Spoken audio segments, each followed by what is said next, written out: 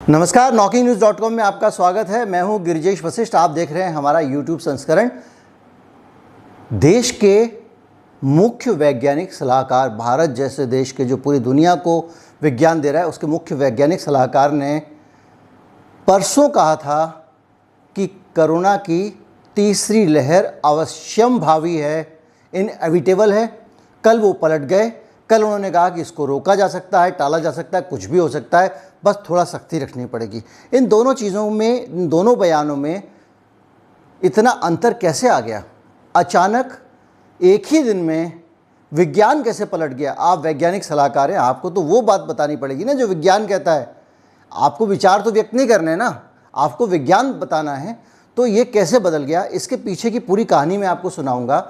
इसके साथ में बहुत सारी चीज़ें जुड़ी हुई हैं। डिसीज़ मैनेजमेंट जुड़ा हुआ है हिंदुस्तान का, टीका जुड़ा हुआ है, सारा एनालिसिस मैं आपको बताऊंगा। और मैं आपको ये बताऊंगा कि जो मुख्य रास्ते अपनाए जा रहे हैं आज की तारीख में, दो मुख्य रास्ते हैं, उनके अलावा तीसरा भी क्या कोई बेहतर रास्ता हो सकता है जो देश में कोरोना की लहर से हम सबको बचा सके। सकारात्मक वीडियो है, सकारात्मक सुझाव है, कहीं मत जाइएगा, सब्सक्राइब कर लीजिए। नमस्कार, मैं हूँ गिरिजेश वशिष्ठ। कि सरकार अगर चाहे तो कल 30 से 35 रुपये पेट्रोल का दाम कम हो सकता है। जुड़े हैं, कम लोग जुड़े हैं, होगा। कई बार हम अपने दिमाग के जो सवाल हैं ना, उनको नज़रअंदाज कर देते हैं। बेहद दर्दनाक, बेहद शर्मनाक और दिल दहलाने वाली दास्तान है। जो गरीब आदमी है उसके लिए रेल में यात्रा करना करीब करीब नामुमकिन हो जाएगा। नमस्कार, जय हिंद।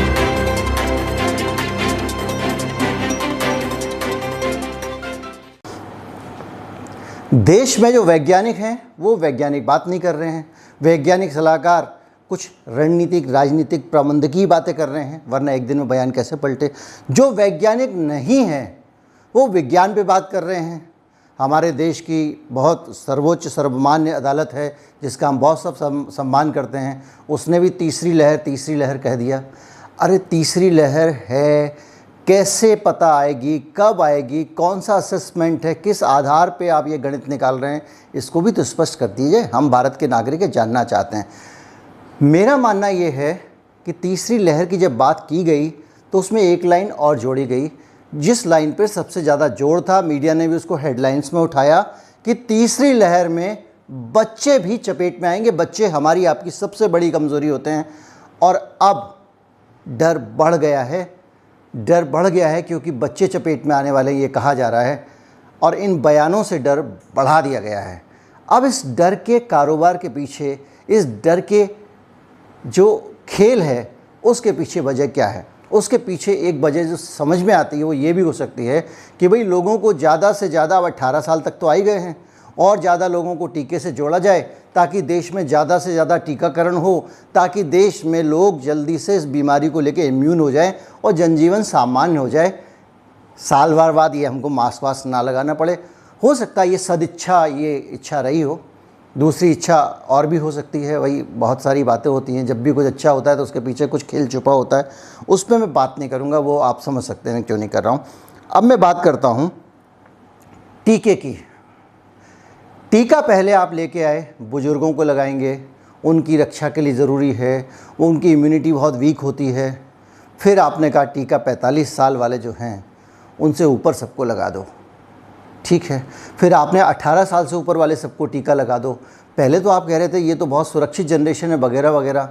अब ऐसा भी नहीं है कि ये जनरेशन जो है ये सेकेंडरी ट्रांसमिशन ना करती हो, ये कहीं से कोरोना ले आती हो या इसके अंदर आ जाता हो और दूसरों को नहीं बांटती हो।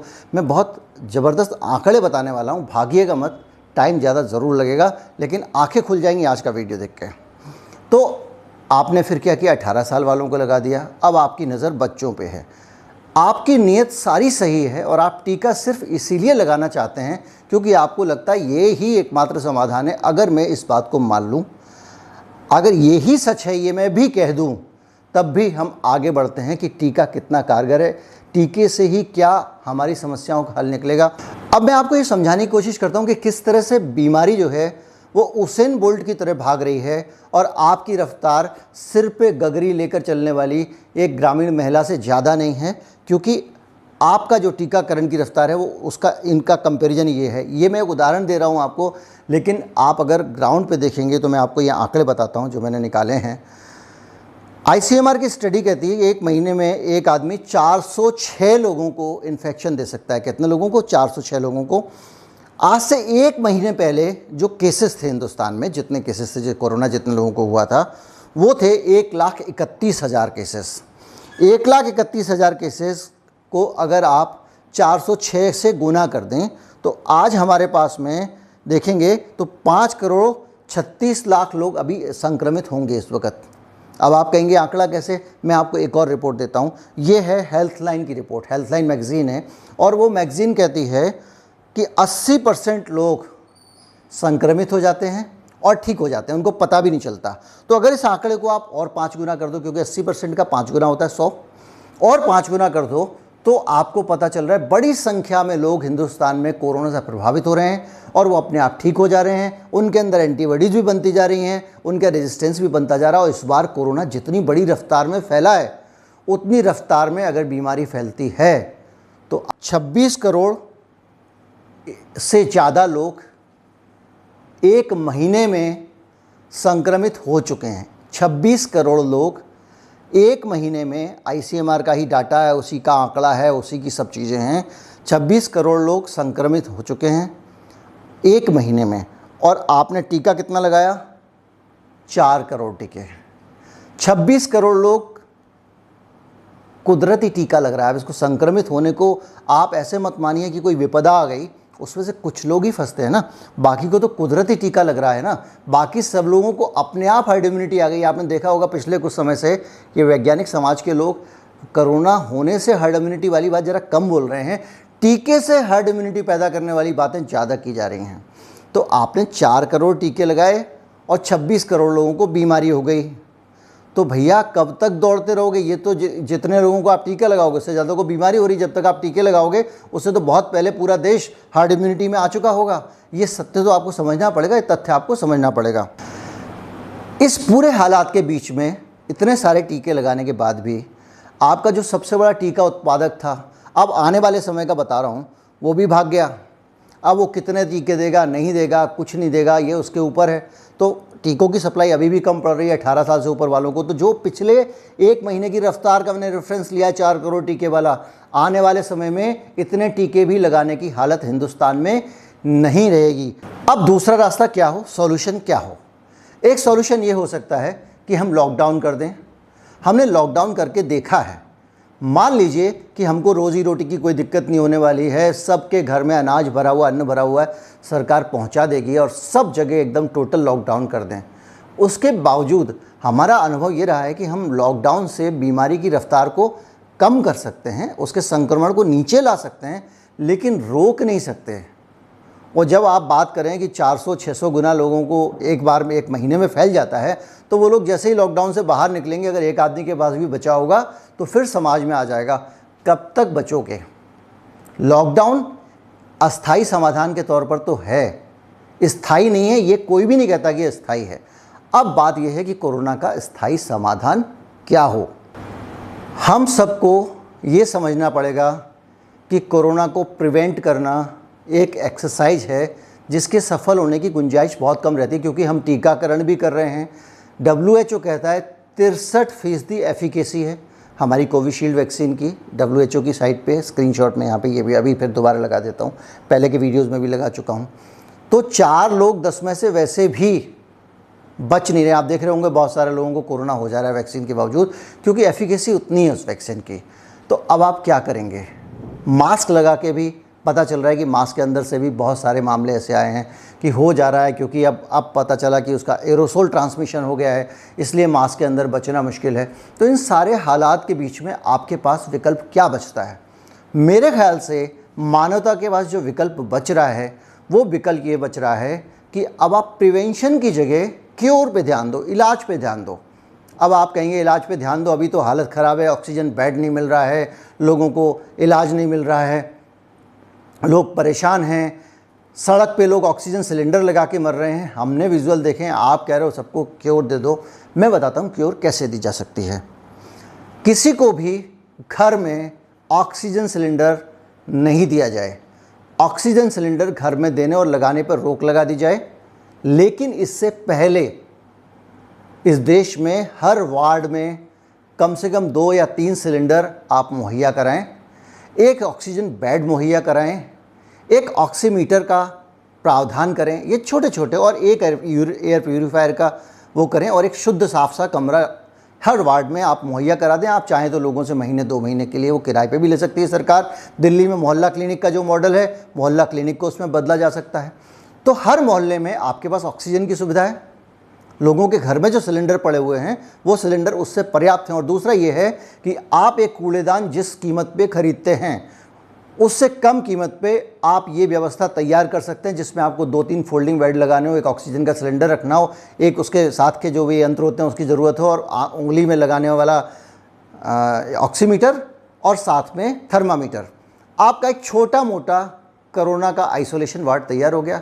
जिसके घर जिसके इलाके में सिम्टम्स आएँ उसको वहाँ भर्ती कर दीजिए, दूसरे लोगों से अलग कर दीजिए, जीवन को सामान्य चलने दीजिए। पहली चीज़।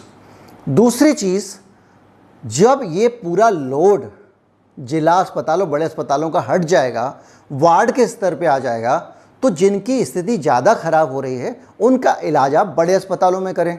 बड़े अस्पताल में भीड़ क्यों भेज रहे हैं? उस भीड़ को वहीं की वहीं रोक दिया जाएगा। लोग वैसे भी बड़े अस्पतालों में आसानी से जाना नहीं चाहते हैं जब तक कि इमरजेंसी ना हो। और इसके अलावा अब आपका नंबर आता है कि जिन लोगों को सिम्टम्स ही पता नहीं लग रहे हैं उनका क्या करेंगे। ये जो बहुत सारा आप टेस्ट कर रहे हैं, आपके विषय आप करते रहिए, मैं इसके खिलाफ कोई बात नहीं कह रहा हूँ, लेकिन आप नहीं भी करें तो मेरी राय में चलेगा, क्योंकि अब आप सिम्टम्स को देखिए। जब इतनी तेज़ी से बीमारी फैल रही है, घर घर बीमारी पहुँचने वाली है, आप टीके में 1 किलोमीटर दौड़ेंगे वो 5 किलोमीटर दौड़ जा रही है, तो ऐसी हालत में आप उसको पकड़ तो पाएंगे नहीं। तो आपको करना क्या चाहिए कि हर्ड इम्यूनिटी पे फोकस करना चाहिए और क्योर पे फोकस करना चाहिए। आप टीका लगा के जो एंटीबॉडीज़ आदमी के अंदर बनाना चाह रहे हैं उसको आप लोगों के अंदर वैसे ही बनने दीजिए। लोग मास्क लगाएं, प्रिवेंशन लें, सब कुछ करें।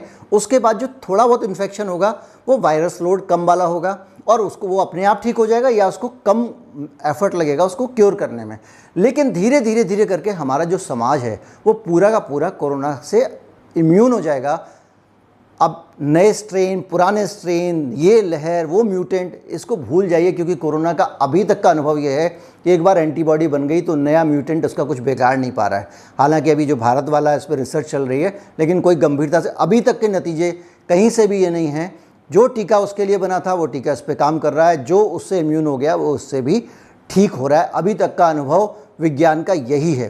तो ऐसी स्थिति में जो मोटा मोटा मेरा फ्रेमवर्क बनता है वो ये बनता है कि आप लॉकडाउन और ये टीकाकरण जैसे बहुत बड़े स्तर पे जो आप कर रहे हैं उसको आप करते रहिए, उसको मत बंद करिए, लेकिन उसके साथ साथ आप लोगों को क्योर, उनका इलाज, उनके इलाज और ट्रीटमेंट की सुविधा उनके घर तक पहुंचाइए, जहां पे एक स्तर तक उनका इलाज हो सके। बड़े अस्पतालों में जो आपने बड़े बड़े कोरोना सेंटर बनाए हुए हैं वहाँ का लोड उन लोगों के लिए रहने दीजिए जिनकी हालत बिगड़ रही है। एक तो इससे 2-3 चीज़ें होंगी। एक तो जो मौत का आंकड़ा है वो काफ़ी नीचे आ जाएगा, क्योंकि समय रहते अगर लोगों को ऑक्सीजन और दूसरी चीज़ें मिल जा रही हैं तो उसका निमोनिया बहुत काफ़ी हद तक कंट्रोल हो जा रहा है। आपकी जब आप प्रिवेंशन के साथ चलते हैं तो आपके अंदर वायरस लोड कम आता है, तो बहुत ज़्यादा आपके हालात बिगड़ने की गुंजाइश नहीं रहती है। तीसरी चीज़ ये होती है कि आपकी हर्ड इम्यूनिटी भी बनती आ रही है, क्योंकि कम लोड का वायरस आएगा। जैसे कि ये हेल्थलाइन मैगजीन की रिपोर्ट है। हेल्थलाइन रिपोर्ट कहती है कि 80% लोग कोरोना हो जाता है और अपने आप ठीक हो जाते हैं, उनको पता भी नहीं चलता।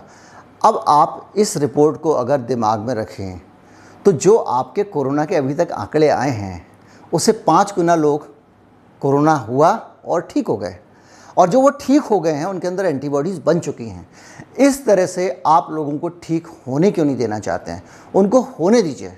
और जो लोग जिनके अंदर ऑलरेडी एंटीबॉडीज़ हैं उनके अंदर आप कोरोना का प्रतिरूप वैक्सीन के तौर पर डाल रहे हैं, तो जाहिर बात है वहाँ थोड़ा सा दिक्कतें हो सकती हैं। हालांकि मुझे बहुत समझ नहीं है, तो एक्सपर्ट्स इस मामले में ज़रूर आपको बताएंगे। तो जो पूरा का पूरा सीन है वो ये सीन है। आपको ये वीडियो कैसा लगा ज़रूर बताएं, ज़्यादा से ज़्यादा लोगों तक पहुंचाएं। मैं लगातार काम कर रहा हूं, लगातार रिसर्च कर रहा हूं। मैं चाहता हूं कि कोरोना वायरस पे अलग अलग पर्सपेक्टिव, अलग अलग पहलू आपको मिलें। मैं किसी एक तरफ नहीं चल रहा हूं, एक तरह की बात नहीं कर रहा हूं, मैं समग्र बात कर रहा हूं। जैसे भी हो सकता है हमारे समाज का भला हो, जैसे भी हो सकता है हम ठीक हों।